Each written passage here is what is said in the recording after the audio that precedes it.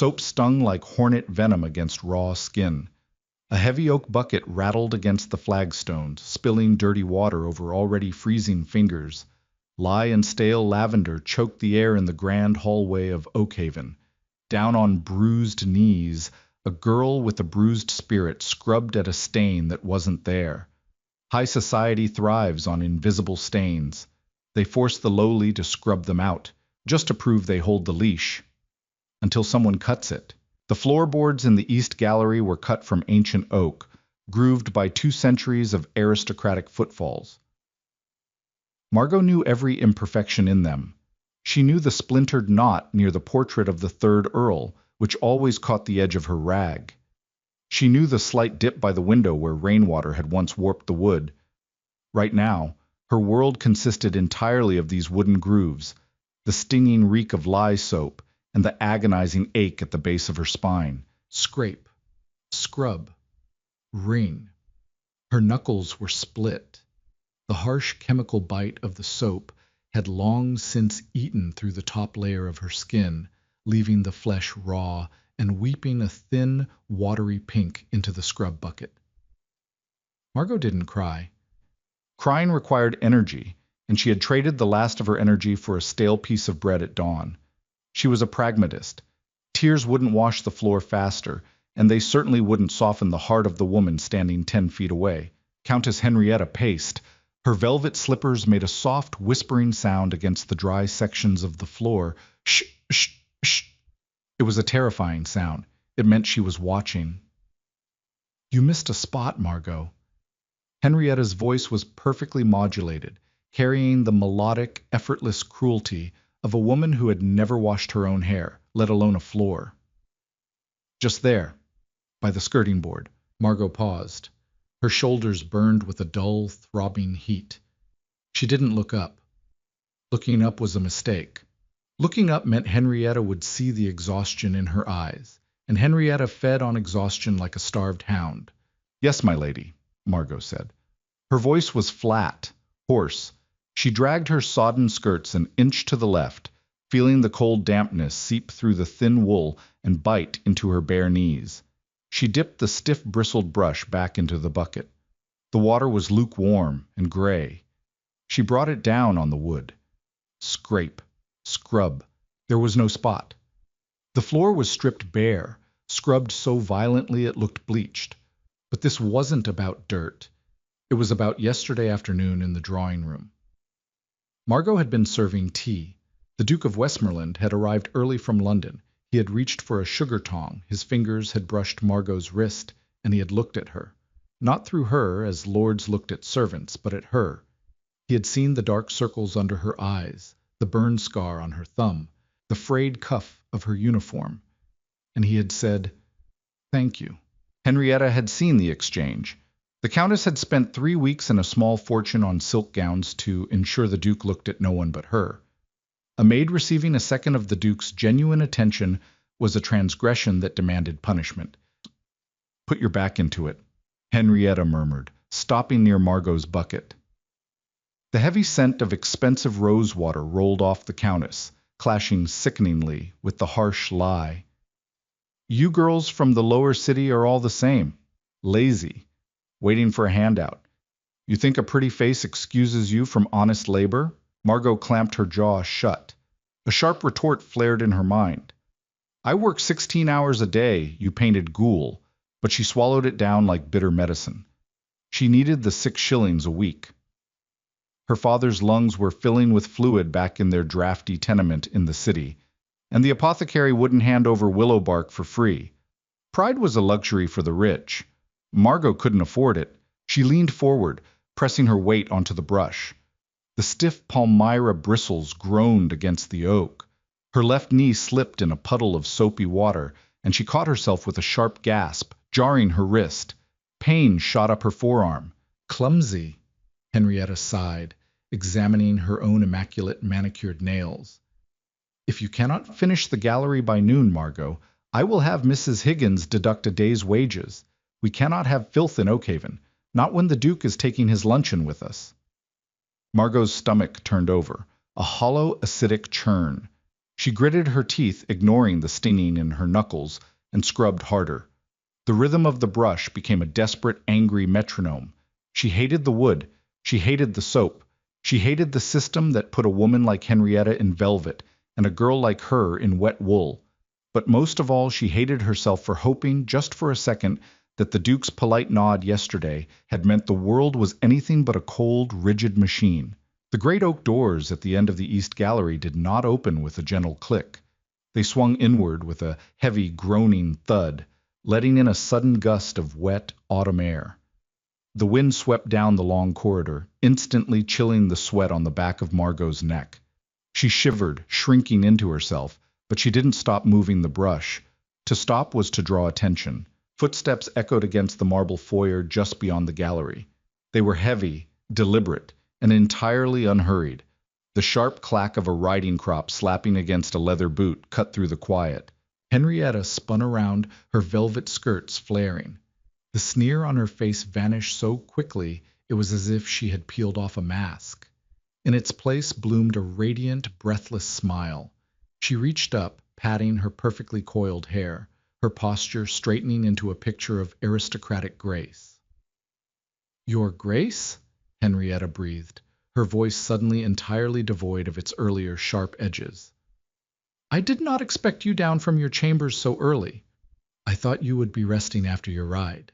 Margot kept her head down, staring at the swirling gray water in her bucket. "Keep scrubbing," she told herself. "Become the floor. Become invisible." Alistair, the Duke of Westmoreland, stepped from the marble onto the wooden floorboards of the gallery. He smelled of rain, damp horsehair, and fine leather, a stark, earthy scent that immediately overpowered Henrietta's cloying rosewater. "I found no comfort in resting, Lady Henrietta," Alistair's voice rumbled. It was a deep baritone, devoid of the affected drawl most aristocrats carried. It sounded tired.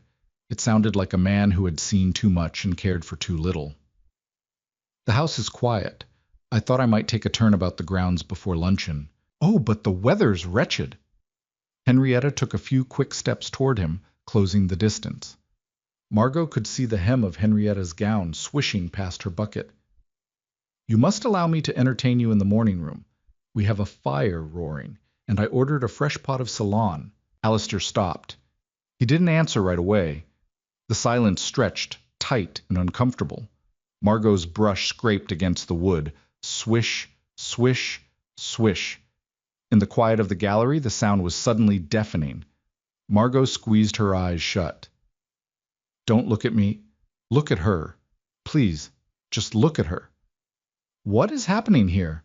Alistair asked. The tone of his voice had shifted. The polite, distant hum was gone, replaced by a sharp, cold edge. Henrietta laughed, a high, nervous sound that fluttered like a trapped bird. "Oh, pay no mind to the girl, Your Grace. A clumsy maid. She spilled a tray of ashes earlier and is simply rectifying her mistake. You know how difficult it is to find decent help these days. One must be firm." Margot's grip on the brush tightened until her knuckles went entirely white beneath the raw red burns. Ashes. She hadn't been near a fireplace all morning. The lie was so smooth, so casually delivered, it made Margot feel physically sick. "Ashes," Alistair repeated. The word hung in the air, heavy and loaded. "Yes.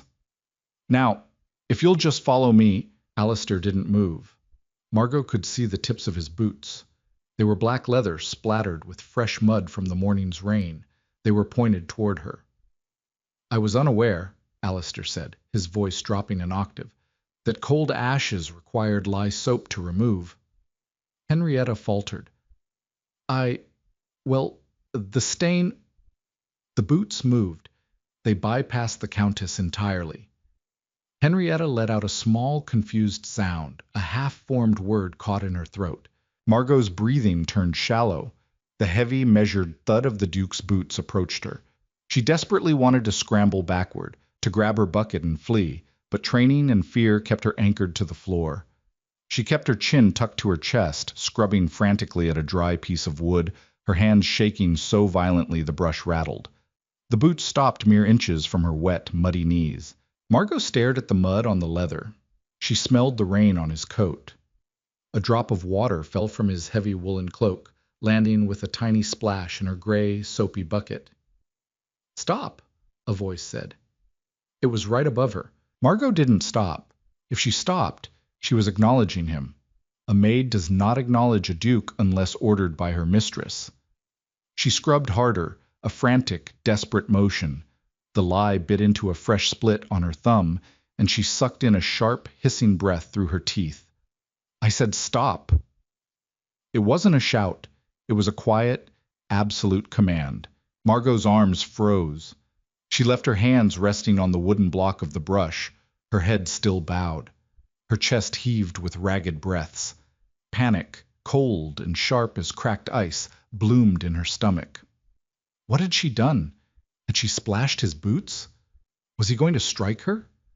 Aristocrats had struck her for less. Behind them, Henrietta let out a breathless, agitated sigh. "Your Grace, please, she is filthy. Do not soil your clothes. I will have the housekeeper discipline her for being underfoot." "Quiet, Henrietta." The Countess cut off with a sharp gasp, as if she had been slapped. Margot squeezed her eyes shut. "I am going to be fired. I am going to be fired, and father will die." The cynicism that usually armored her heart cracked.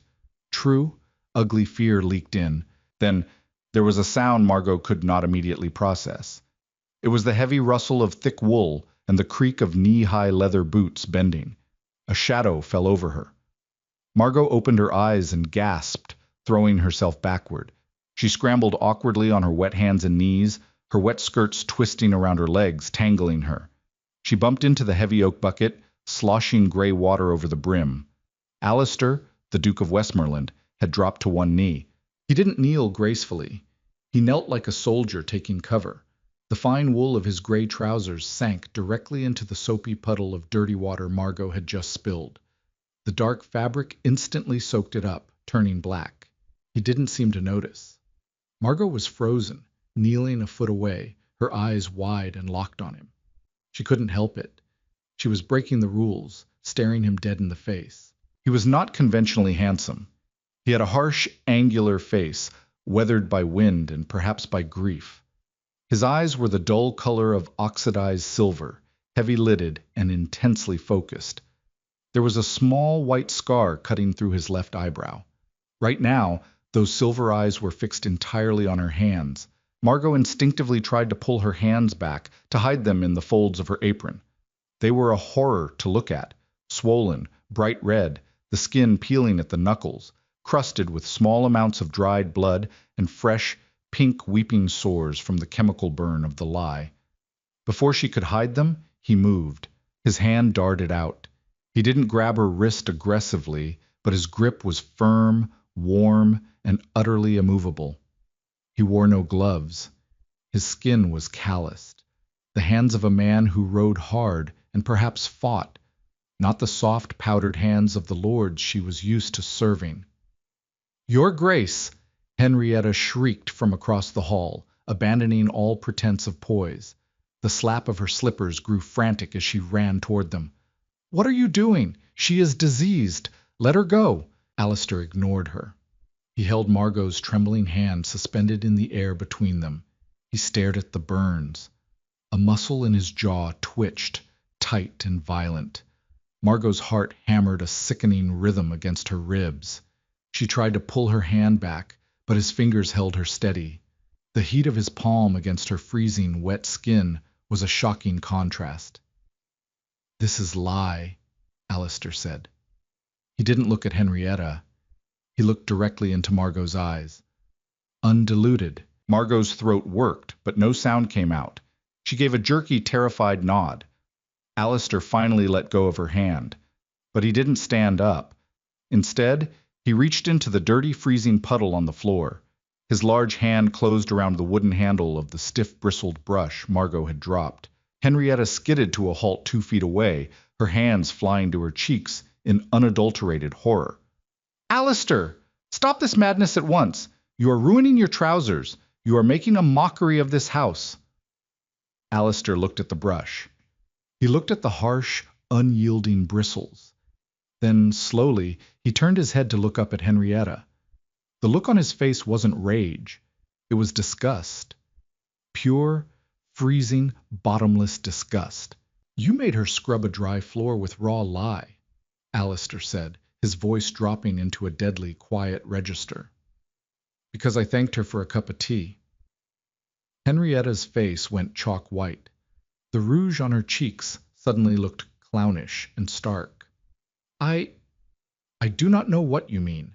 She spilled ashes." "There are no ashes, Henrietta. There is only your terrifying, pathetic vanity." Alistair turned back to the floor. Margot watched, paralyzed, as the Duke of Westmoreland dipped the brush into the bucket. The soapy water splashed over his mud-caked boots. He brought the brush down onto the wooden floorboards. He leaned his weight into it. Scrape. Scrub. The sound echoed through the deathly silent hall. Henrietta stood frozen, her mouth open in a silent, horrified scream. Margot knelt in the puddle, her raw hands hovering over her lap, staring at the broad shoulders of a duke as he scrubbed the floor in her place. "Go to the kitchens," Alistair said, his voice gruff, his eyes fixed on the grain of the wood as he moved the brush back and forth. "Have the cook smear honey and bandage your hands. Put it on my account." Margot couldn't move. Her brain refused to process the sensory input, the smell of his damp cloak, the sound of the brush, the sight of a lord doing servant's work. "That is a command, girl," Alistair added softly, not looking up. "Go." Margot swallowed hard, the cynicism in her chest cracking wide open to let in a terrifying, dangerous spark of awe. She scrambled backward, her wet skirts clinging to her legs, and stood up.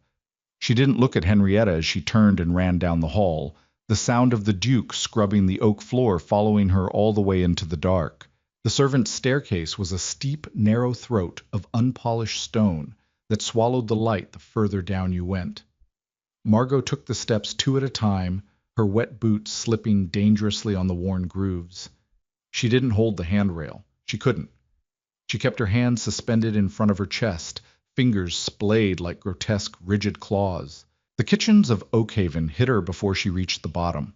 The wall of heat was physical, thick with the heavy, greasy scent of roasting mutton, burnt sugar, and boiling cabbage.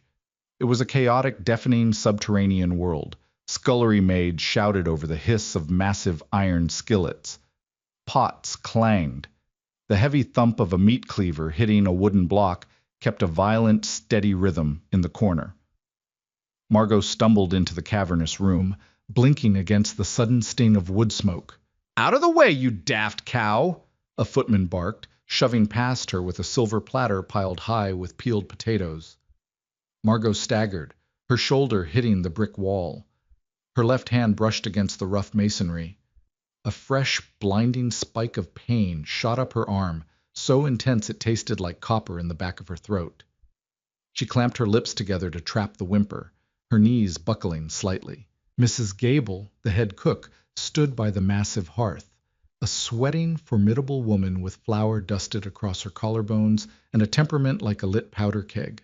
She turned, a wooden spoon raised like a weapon, ready to dress down whoever was loitering. The insult died on her tongue. "Lord above," Mrs. Gable breathed, dropping the spoon into a vat of gravy. The kitchen clatter didn't stop entirely, but the immediate vicinity fell into a localized, staring silence. Margot stood shivering in the doorway, her wool skirts clinging to her legs, dripping soapy gray water onto the flagstones. But it was her hands they looked at. In the harsh, yellow light of the kitchen fires, the lye burns were of violent, angry crimson, the flesh cracked and weeping clear fluid. "The Duke!" Margot croaked. Her throat was bone dry. The words felt like sandpaper.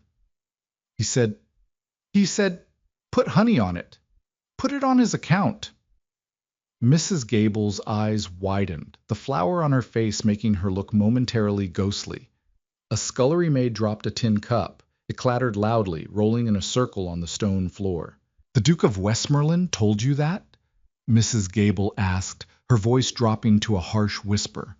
She wiped her massive hands on her apron and closed the distance, grabbing Margot by the elbow, careful to avoid her hands, and dragging her toward a prep table. Yes. Margot's teeth started to chatter. The adrenaline was draining out of her, leaving behind a cold, shaking exhaustion. Bess, get the jar of clover honey from the top pantry, Mrs. Gable barked, kicking a stool out from under the table. Sit down, girl, before you fall down, and fetch a basin of cool water. Clean water, you animals, not the washing water. Margot sank onto the stool. The wood was hard, but it felt like a luxury. She watched numbly as Bess, a young maid with wide, terrified eyes, scurried over with a ceramic bowl of water and a heavy glass jar. Hold still, Mrs. Gable ordered. She took Margot's right hand by the wrist. The cook's grip was surprisingly gentle. She dipped a clean linen rag into the cool water and began to dab at the raw knuckles. Margot flinched, sucking in a sharp breath. The water washed away the residual soap, but exposing the nerve endings to the air made them burn with a fresh, searing heat. Then came the honey. Mrs. Gable scooped it out with 2 fingers, thick, golden, and sluggish. She slathered it directly onto the burns. The texture was abhorrent. It was sticky and heavy, dragging across the broken skin, pulling at the microscopic tears in her flesh. Margot squeezed her eyes shut, biting the inside of her cheek until she tasted blood. But after a minute, the airtight seal of the thick sugar began to smother the burning. A dull, throbbing ache replaced the sharp sting. Wrapping them now, Mrs. Gable murmured, producing strips of clean white cotton. She wound them tightly around Margot's hands, binding her fingers together in bulky, restrictive mitts. What did you do, Margot? Did you spill soup on him? Did you look at him wrong? He knelt down, Margot whispered, staring blankly at the scarred wooden table. The memory was disjointed, flashing in her mind like a broken magic lantern. He knelt in the dirty water.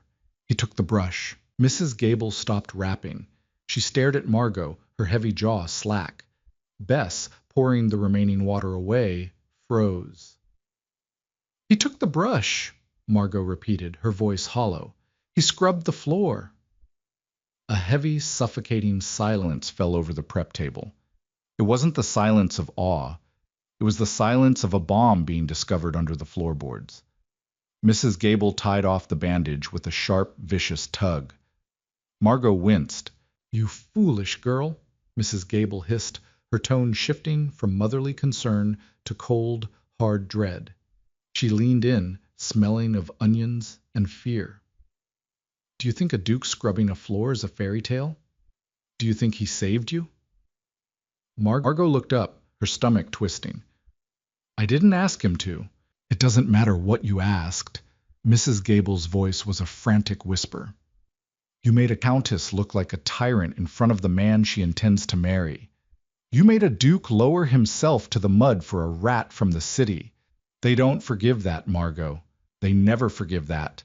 The highborn can play at being righteous, but it's us who pay the butcher's bill. Margot looked down at her hands. The thick cotton bandages were already blooming with faint, sticky yellow patches where the honey was seeping through. The throbbing in her knuckles pulsed in time with her heart. The kitchen, with all its light and noise, suddenly felt like a tomb. Mrs. Gable was right.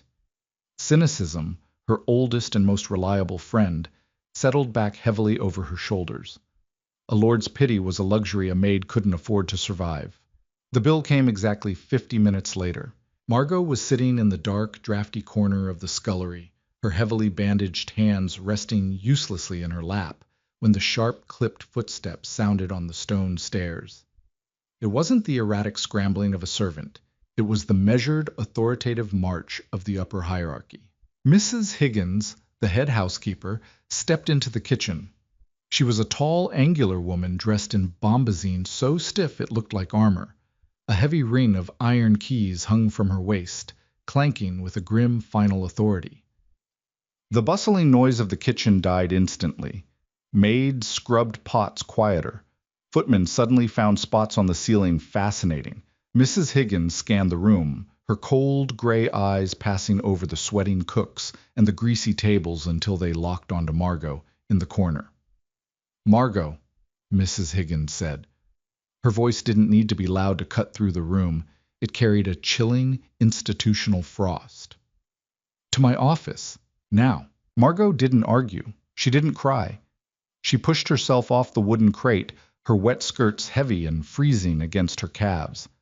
She couldn't use her hands to balance herself, so she walked stiffly, keeping her arms slightly raised, feeling entirely exposed as she crossed the kitchen. Every eye was on her. Pity, relief that it wasn't them, fear. She followed Mrs. Higgins up a short flight of stairs to a small windowless room off the main corridor. It smelled of ink, dried lavender, and accounting ledgers. Mrs. Higgins walked behind her heavy oak desk, but did not sit down. "You will pack your belongings," Mrs. Higgins said, devoid of any preamble. She stared at Margot's bandaged hands with open distaste. "You are to leave Oak Haven immediately." Margot's heart gave a single violent thud, then settled into a rapid, fluttering panic. "My wages, ma'am. I have worked 3 weeks this month. You have destroyed property," Mrs. Higgins countered smoothly, opening a ledger and running a dry, bony finger down a column of names. "You ruined a bristle brush. You spilled water on the antique oak of the East Gallery. And you conducted yourself with gross insubordination toward Countess Henrietta. We are deducting the cost of the damages from your wages. The balance is 0. 0. The word tasted like ash. Margot stepped forward, the terror of her father's rasping cough in that freezing tenement pushing through her ingrained deference. "Mrs. Higgins, please. My father needs the willow bark. He cannot breathe. The Countess ordered me to use the lye. I only did what I was told."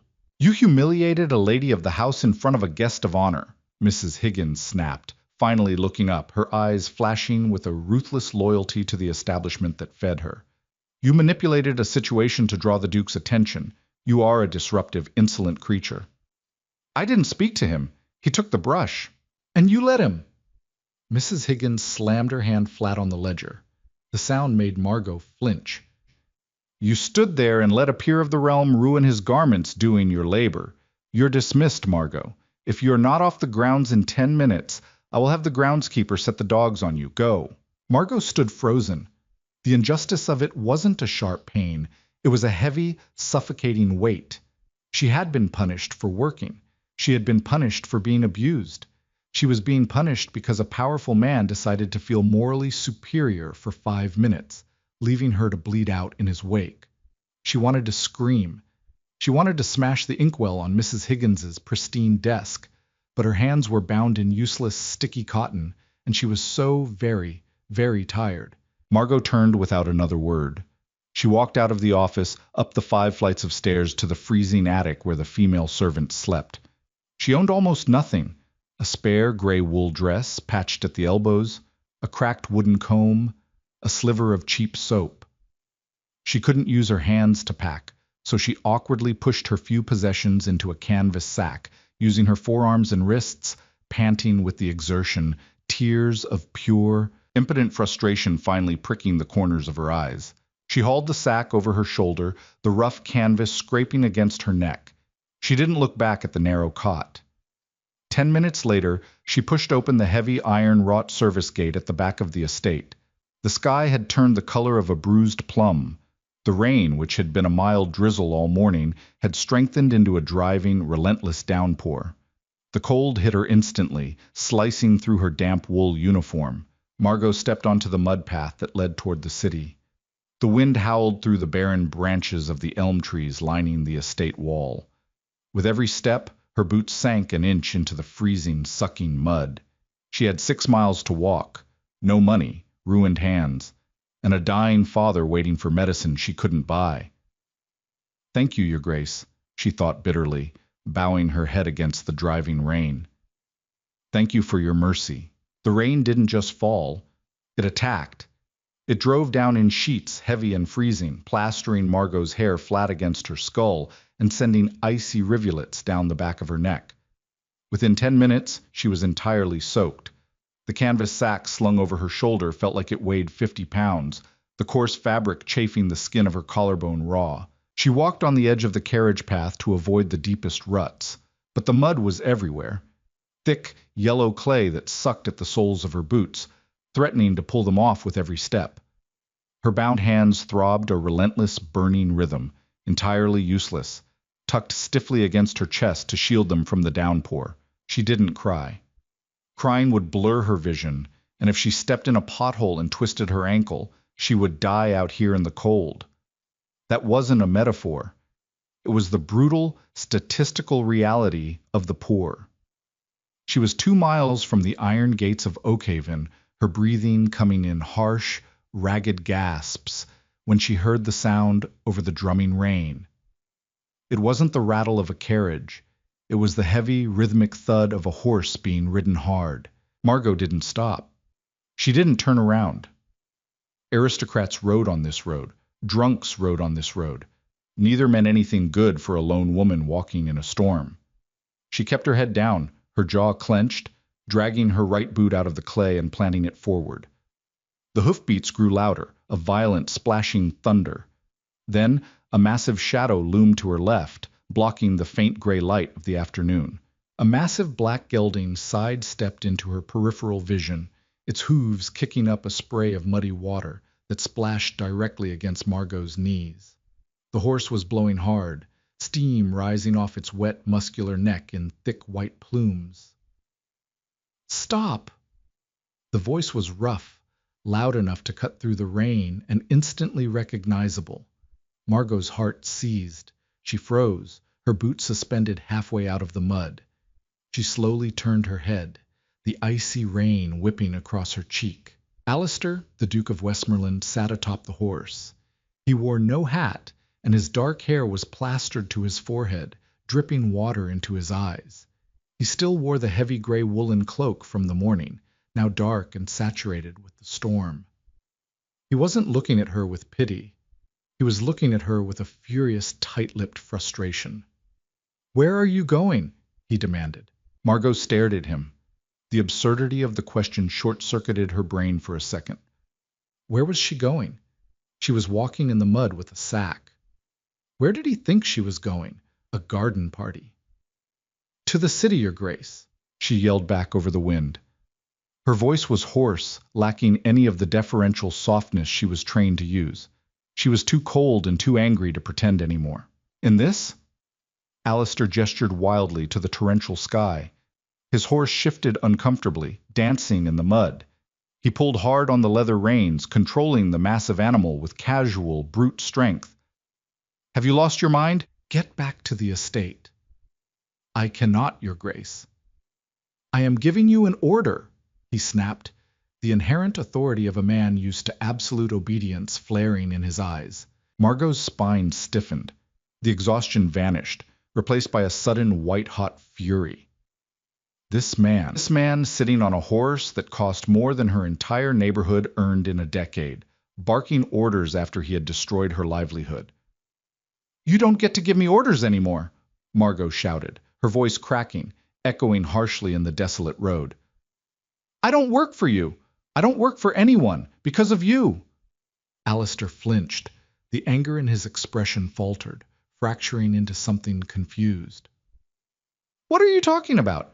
I sent you to the kitchens. I told you to have your hands seen to. And then you left." Margot stepped toward the horse, not caring that the beast could trample her.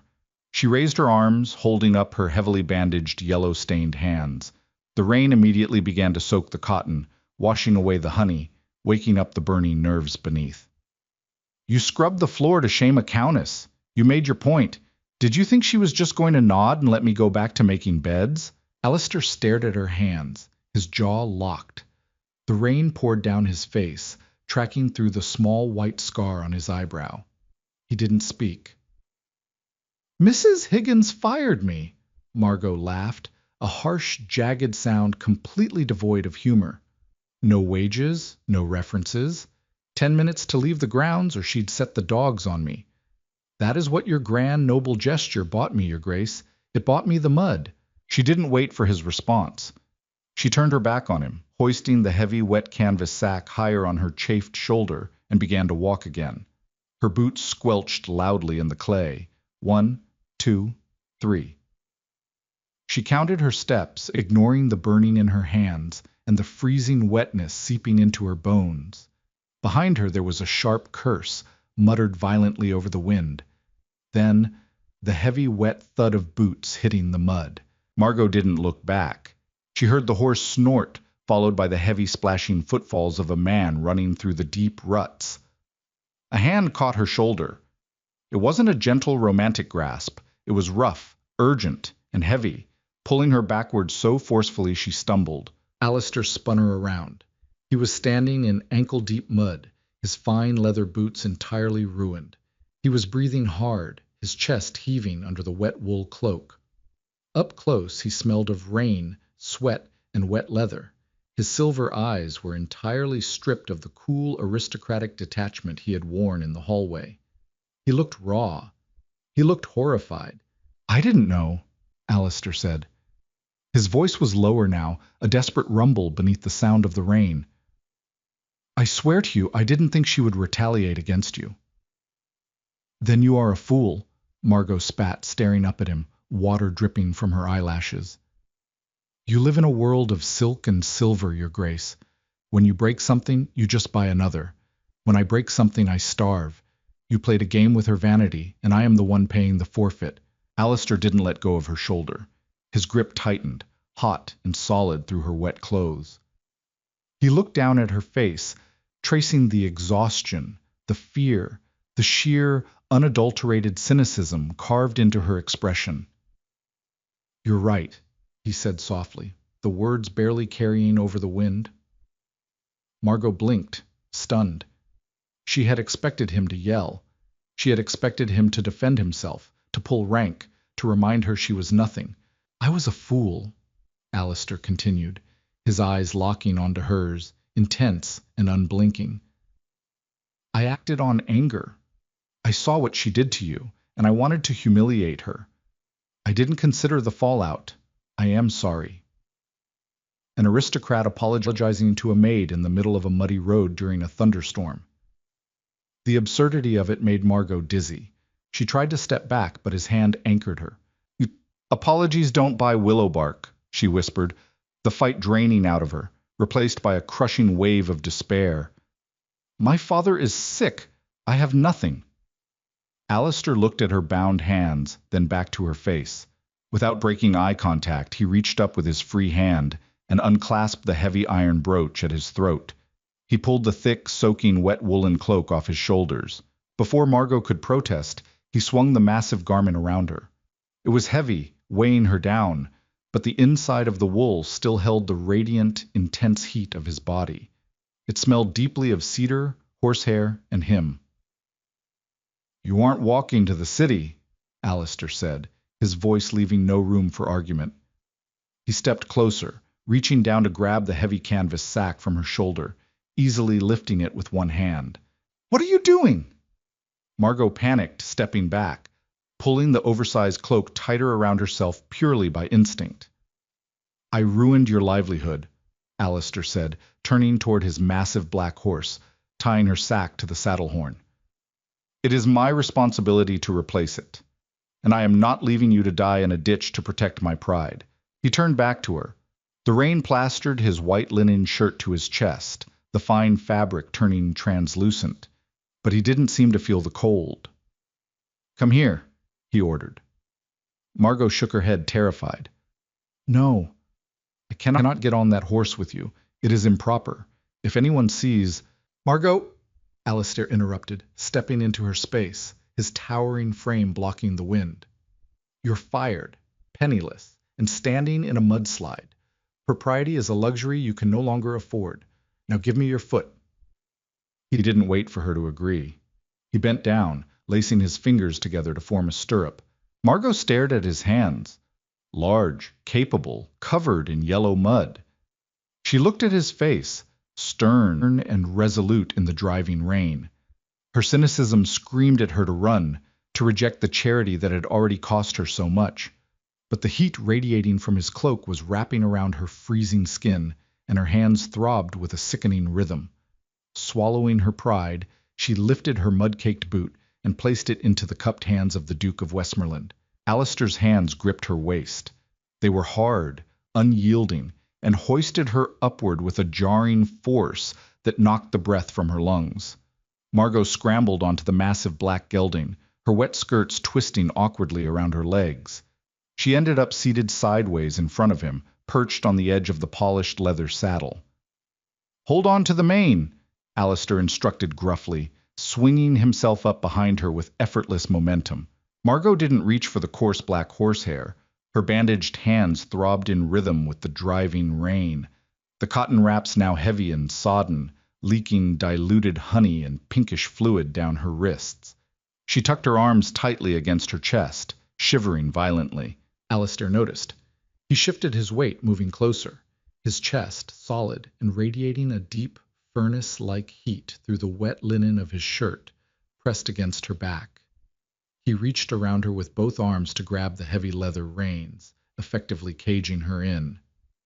"Keep your head down," he muttered, his breath warm against her freezing ear. He dug his heels into the horse's flanks. The beast surged forward. Margot gasped, her body jerking backward against Alistair's chest. The motion of a galloping horse was nothing like the gentle, swaying carriage rides she had watched ladies enjoy. It was violent. It was a rhythmic, bone-rattling collision of muscle and earth. Every time the horse's hooves struck the muddy road, the shock traveled up Margot's spine, jarring her teeth. She had no choice but to lean into him. She squeezed her eyes shut, fighting the nausea rising in her throat. The heavy wool cloak he had wrapped around her was a leaden weight, but it was trapping his body heat, creating a microclimate of cedar, damp wool, and sweat that slowly began to thaw the ice in her veins. For an hour, there was nothing but the deafening roar of the storm, the sucking sound of hooves in the mud, and the solid, unmovable wall of the Duke's chest behind her. Then the smell changed. The clean, earthy scent of the wet countryside gave way to the sharp, metallic tang of coal smoke, raw sewage, and unwashed humanity. The air grew thicker, catching in the back of Margot's throat. She opened her eyes. They were entering the lower city. The cobblestones were slick with greasy black rain. The towering, soot-stained brick tenements leaned toward each other across the narrow streets like rotten teeth, blocking out the remaining gray daylight. Gutters overflowed with refuse, turning the alleyways into foul, rushing streams. Alistair pulled back on the reins, slowing the horse to a heavy walk. He didn't speak, but Margot felt the sudden tension in his arms. The Duke of Westmoreland was entirely out of his element. A man in ruined fine clothes, riding a purebred horse through a neighborhood where men would cut a throat for half a loaf of bread, was a walking target. "Which way?" he asked, his voice low, his eyes scanning the shadowed doorways. "Left at the butcher's pole," Margot said, her voice barely a croak. "Then down the alley past the ironworks."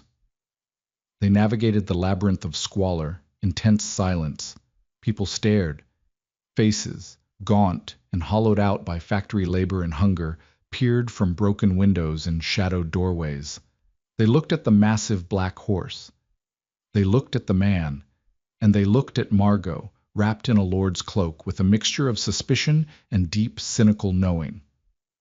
"They think I sold myself," Margot thought, a fresh wave of humiliation burning her cheeks. "They think I am his whore." "Stop here," she said abruptly. Alistair pulled the horse to a halt in front of a narrow, rotting wooden door that hung slightly off its hinges. The smell of boiling cabbage and stale urine permeated the damp air.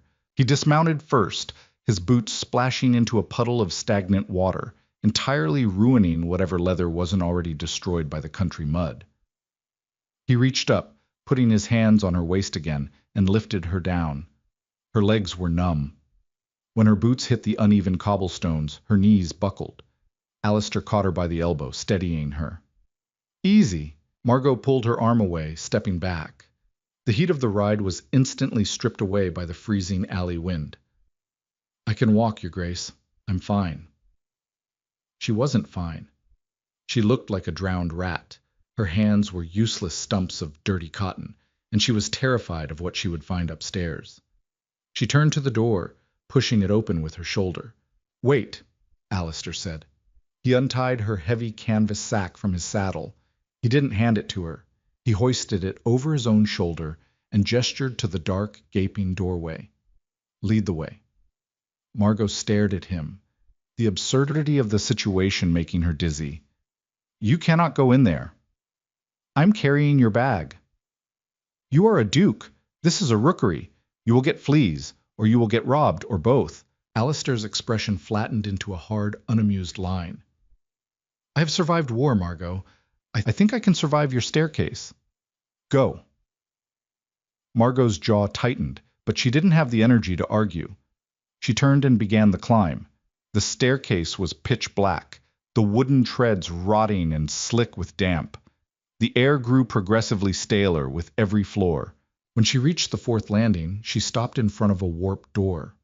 From inside, a sound leaked out that made Margot's blood run entirely cold.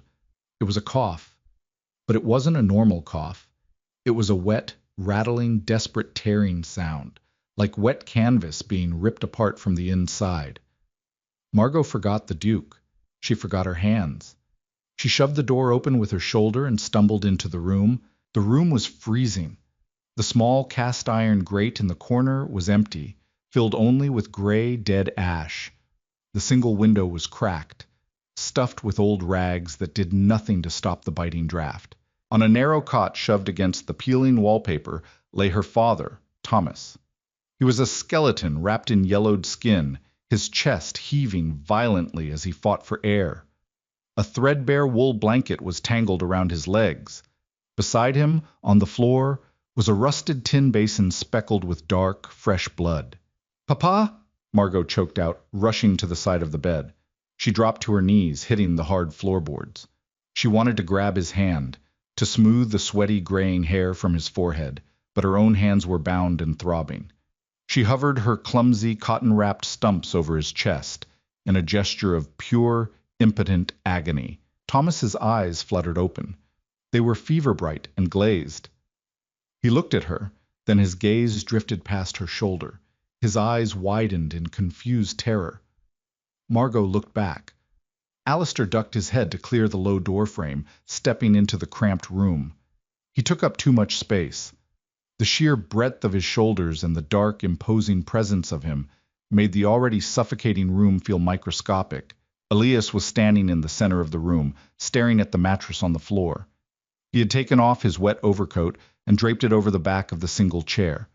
He had also removed his suit jacket, rolling up the sleeves of his crisp white button-down to the elbows. The shirt was wrinkled, and the tie was gone. But it was what Elias was staring at that made Arthur's stomach drop. Alistair crossed the room in 2 strides. He picked up the chipped ceramic pitcher, inspected the slightly cloudy water inside, and frowned. He didn't hand it to Margot. He knew she couldn't pour it. He walked to the bed, stepping carefully over the bloody basin, and knelt down beside her. "Lift his head," Alistair ordered. Margot hesitated, then carefully slid her bandaged forearms under her father's neck, supporting him. Alistair brought the pitcher to Thomas's cracked lips, tipping it slowly. "Slowly, man. Just enough to wet the throat," Alistair murmured, his voice surprisingly gentle for a man of his size. Thomas swallowed weakly, coughing up half the water, pulling away with a weak groan. Margot lowered him back to the mattress. Her heart was beating a frantic, terrified rhythm against her ribs. Alistair stood up.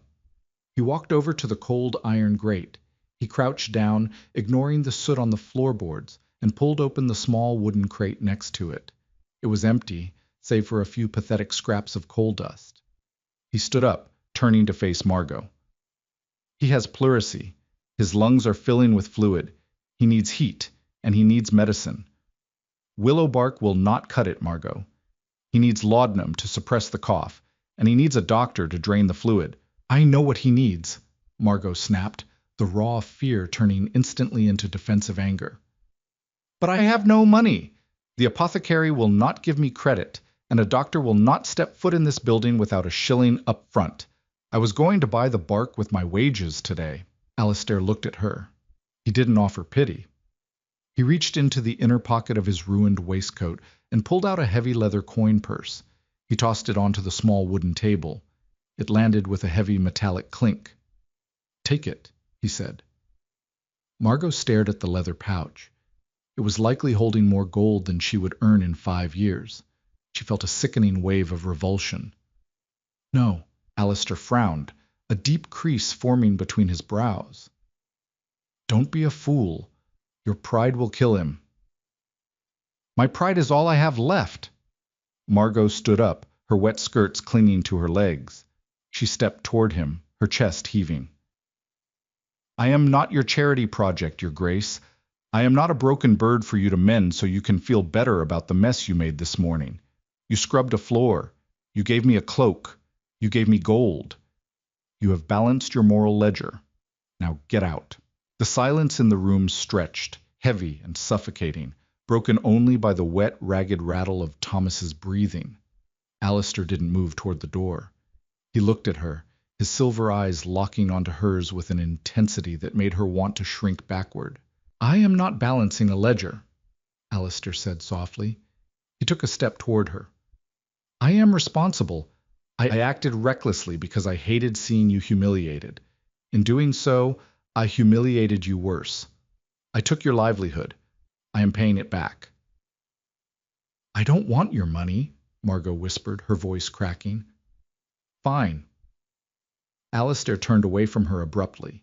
He walked to the door, yanked it open, and stepped out onto the landing. Margot let out a shuddering breath, a tear finally breaking free and tracking hotly through the cold rain and soot on her cheek. He was leaving. It was over. The fairy tale was dead, replaced by the grim reality of the slums. But Alistair didn't go down the stairs. You! His voice boomed in the hallway, authoritative and harsh. Boy, come here! Margot heard the scuffling of feet. A neighborhood boy, likely drawn by the sight of the Duke's horse, had been lurking on the stairs. Take this. Alistair's voice carried through the open door. Run to the apothecary on the high street. Tell him the Duke of Westmoreland requires a doctor, 2 bottles of laudanum, clean bandages, and a carriage load of high-grade coal to this address. Immediately. Yes, my lord, the boy stammered. If he argues, Alistair added, his tone dropping to a dangerous, icy register. Give him this signet ring. Tell him if he is not here in 20 minutes, I will buy his shop and burn it to the ground. Go. Footsteps scrambled frantically down the wooden stairs. Alistair walked back into the room. He closed the door. He didn't look at Margot. He walked to the rickety wooden chair, pulled off his ruined, mud-caked boots, and sat down. I am not giving you money, Alistair said, crossing his arms over his chest, his eyes fixed on the empty grate. I'm purchasing medical care and fuel. You cannot stop me. Now sit down before you collapse. Margot stood frozen in the center of the room. The cynicism that had protected her for 20 years was buckling, cracking under the weight of this man's relentless, practical stubbornness. He wasn't acting like a savior from a penny dreadful. He was acting like a commander securing a perimeter. She looked at him, really looked at him. His fine clothes were ruined. His hair was plastered to his skull. There was soot on his knuckles. Margot walked to the edge of the cot and sat down beside her father. She rested her bandaged hands in her lap. For the first time that day, she didn't feel entirely alone. The smell of lye was gone. It was replaced by the clean, sharp scent of dried lavender and fresh beeswax. Margot stood in the doorway of the linen room at Somerset House, the Duke of Westmoreland's primary estate. The room was massive, lined from floor to ceiling with deep oak shelves holding hundreds of pristine white sheets, embroidered pillowcases, and heavy woolen blankets. It had been 3 weeks since the storm, 3 weeks since Dr. Harrison had arrived in the rookery, pale and sweating, clutching his medical bag and a bottle of laudanum. 3 weeks since Alistair had sat in the rickety chair all night, feeding the fire with the coal he had extorted from the apothecary, keeping the small, damp room in a state of sweltering heat until Thomas's lungs began to clear. Thomas was still weak, but he was alive. He was currently sitting in a small, private cottage on the edge of the Somerset grounds, breathing clean country air, employed to do light ledger work for the estate's steward. Margot looked down at her hands. The thick cotton bandages were gone, replaced by thin, clean gauze wrapped around her knuckles. The skin beneath was still tender, a shiny, tight pink, but the violent weeping sores had healed. She could flex her fingers. She could work. She walked into the room, running her fingertips lightly over the smooth edge of an oak table. She was not a maid here. She was the head of linens.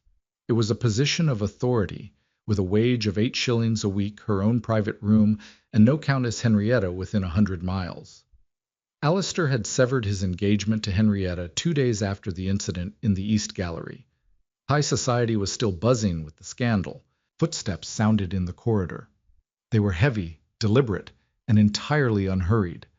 Margot's heart gave a familiar, subtle flutter, but the cold panic that used to accompany it was gone. She turned around.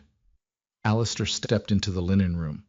He looked entirely different than he had in the slums. He wore a perfectly tailored dark blue coat, his cravat tied with austere precision, his dark hair brushed back. He looked every inch the powerful, unapproachable peer of the realm. But then he looked at her, and the silver in his eyes warmed, fracturing the icy facade. "Is the inventory to your satisfaction, Miss Margot?" he asked, stopping a few feet away. His hands were clasped behind his back. He never pushed into her space. He had learned in that tiny tenement room that she needed her boundaries respected. "It is, Your Grace," Margot replied, keeping her voice even, though a small, involuntary smile tugged at the corner of her mouth. "Though I found 3 tablecloths with frayed hems, I will have the seamstresses repair them by tomorrow." "Excellent." The silence stretched between them. It wasn't the suffocating, terrifying silence of Oakhaven. It was a comfortable, heavy quiet, filled with things unsaid but deeply understood. Alistair looked down at her hands. "Are they hurting you today?" "No," Margot lied slightly. "They ached when it rained." But she wouldn't tell him that. Alistair unclasped his hands and took a step forward. He reached out, slowly, giving her ample time to pull away. He gently took her right hand, his large fingers enveloping her bandaged knuckles with extreme care. His skin was warm. He didn't say he loved her. He didn't drop to his knee and propose. They were miles apart in station, and both were too pragmatic, too scarred by the world to pretend those gaps could be closed with a single romantic declaration. But he held her hand. He ran his thumb lightly over the white gauze, his eyes focused on the healing skin. "I have a dinner party next week," Alistair murmured, his voice low in the quiet room. "Lord and Lady Harrington, it will be tedious. I require someone to manage the seating arrangements. My steward is terrible at it." Margot looked up at him. She saw the question beneath the request. He was asking her to step out of the servant's shadows. He was asking her to stand beside him, in a small way, in the light. Her cynicism, an old armor she had worn for years, felt heavy and unnecessary. She looked at the man who had ruined his boots for her, who had carried her coal, who had seen her at her most humiliated and had offered only steady, practical respect. "I require a raise for managerial duties," Margot said, her voice perfectly flat but her eyes shining. "An extra shilling a week." Alistair let out a sharp, genuine bark of laughter. The sound echoed off the high ceiling, startlingly bright.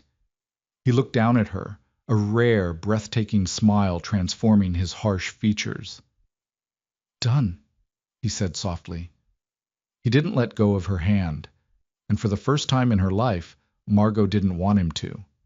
She stood in the clean, lavender-scented room, her bruised hands held carefully in his, and finally let the armor fall to the floor. If you love this story of raw romance and standing up to arrogance, leave a like and let me know in the comments what you'd do in Margot's shoes. Don't forget to share this video with a friend who loves a protective, brooding duke. Click that subscribe button and hit the bell so you never miss another dramatic historical tale. Your support helps bring more of these emotional, grounded stories to life. See you in the next one.